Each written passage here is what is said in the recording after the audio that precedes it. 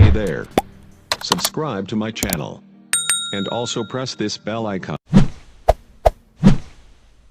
अस्सलाम वालेकुम एवरीवन, मैं हूं मोहम्मद नदीम। आप देख रहे हैं मेरा YouTube channel M Hero Boss. Dear student, आज हम use of is am are मतलब हम इज़ एम आर का इस्तेमाल पढ़ेंगे।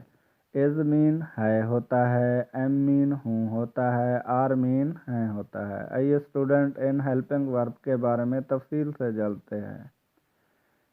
आई के बाद हम एम का इस्तेमाल करेंगे। यू के बाद हम आर का इस्तेमाल, यू हो, दे हो, वही हो या प्लूरल सब्जेक्ट हो, इसके बाद हम आर का इस्तेमाल करेंगे। सिंगुलर के लिए हम इज़ का इस्तेमाल करेंगे, जैसा Ali, Ahmad, it, he, she वगैरह के बाद हम इज़ का इस्तेमाल करेंगे। बाकी मल्टीपल के लिए हम आर का इस्तेमाल मतलब हम प्लूरल के लिए हम आर का इस्तेमाल करेंगे, जैसा कि दे हो गया, वही हो गया, यू हो गया, अहमद एंड अली हो गया, फिर हम आर का इस्तेमाल करेंगे। डियर स्टूडेंट, आइए अब हम इनको बतौर helping verb, use of helping verb के तौर पर इस्तेमाल करेंगे। आई एम आ बॉय, मैं एक लड़का हूँ। आई के बाद हम एम का इस्तेमाल करते हैं।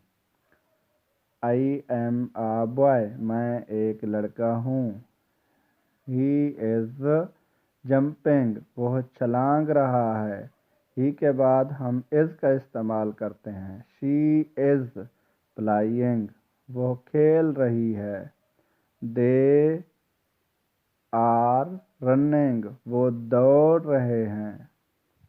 सारा इज़ राइटिंग, सारा लिख रही है। आइए स्टूडेंट, अब हम इनको एडवांस लेवल पर देखते हैं। आई एम स्लीपिंग, मैं सो रहा हूँ। यू आर ड्राइविंग, तुम कार चला रहे हो।